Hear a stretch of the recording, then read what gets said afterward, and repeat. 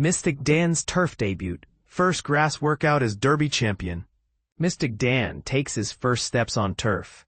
At 6:52 p.m., Back to Space's top news. Updated August 1, 2025. At 6:52 p.m.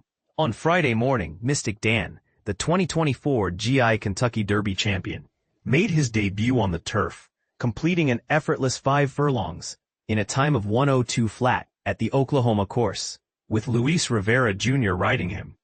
Trainer Ken McPeek expressed his satisfaction at the Saratoga barn, stating, "I have always wanted to see how he performs on turf, and he appeared to enjoy it immensely. We are exploring various options for him, as he has consistently met our expectations. I believe he will thrive on this surface. It's just about pinpointing the ideal race at the right moment." Mystik Dan's lineage includes some turf pedigree, particularly through his second and third dams. His grand dam, Lady Siphonica, Siphon, Brazil, is a full sister to the Grade 1 winner Siphonic, and is the mother of Renaissance art, More Than Ready, who won his debut in Ireland under the guidance of Jim Bolger, and later secured second place in the prestigious 12-furlong Queen Mother Memorial Cup in Hong Kong. Additionally, his third dam, Cherokee Crossing, Cherokee Colony, is a full sister to the GI Hollywood Derby runner-up Dixie.com and produced Rose of Summer, El Prado Iyer, the mother of MGSW MGISP Summerfront, Warfront, and GISW Laragh, Tappet. Having previously won the G3 Blame Stakes, Mystik Dan recently finished fourth in a competitive edition of the GI Stephen Foster Stakes at Churchill Downs on June 28.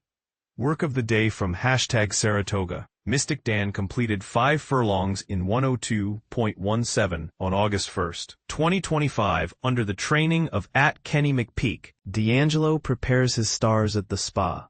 Gold Square's Howard Wolowitz, Munnings, a winner of the GI Franklin Simpson Stakes, marked his third breeze since returning from a 5-month hiatus on Friday, clocking 5 furlongs on the Oklahoma dirt track in 1:01.88 for trainer Jose D'Angelo, after finishing 9th in the GI Breeders' Cup Turf Sprint, where he faced some challenges. The $240,000 Keeneland January purchase rebounded with a decisive victory in the Holiday Cheer Stakes at Turfway in December.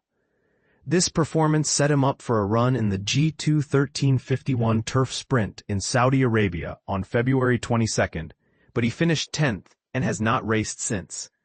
Plans are tentatively in place for him to return to competition in the GI Kentucky Downs Turf Sprint on August 30th.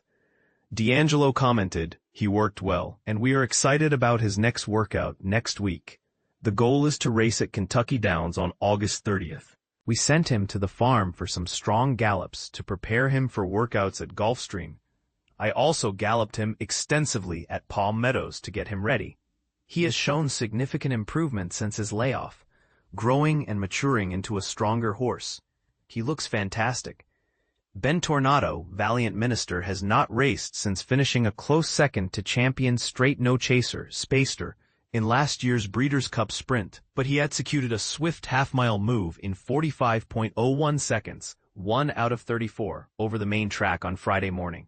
D'Angelo remarked, "He worked exceptionally well today, and returned in good shape. Our ultimate aim is the Breeders' Cup Sprint, so we will likely have him ready to race around the last week of the meet here.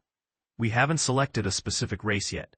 I want to ensure he is fully prepared before making that decision." D'Angelo also mentioned that last year's Windsor Castle Stakes runner-up Gabaldon, First Dude, is being targeted for the G3 Mahoney Stakes on August 10th.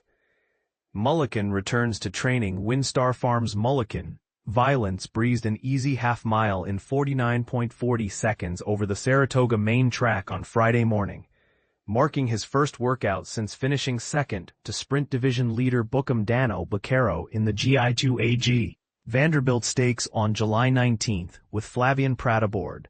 Trainer Rodolphe Brisset stated, "He did well, and we weren't aiming for anything too extravagant. I was uncertain about the amount of rain we might receive, and I wanted to avoid pushing him to the weekend, so we allowed him to cruise through an easy half on his own.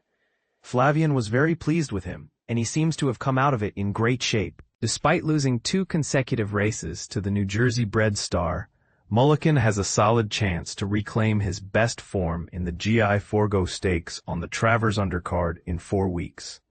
Brissett noted, "It's a possibility, but I'm not making any commitments just yet. We are 0-2 against Bookham Dano, and I'm unsure of their plans. But we are the defending champion in the Forgo, and he won't have to ship this time. I intentionally kept him here, and perhaps not having to travel and having raced here a couple of times will make a slight difference. He has raced 3 times this year, and we have a fresh horse who appears to be bouncing back in the right way. Hopefully we will see the best of him in the next race," Brissett added.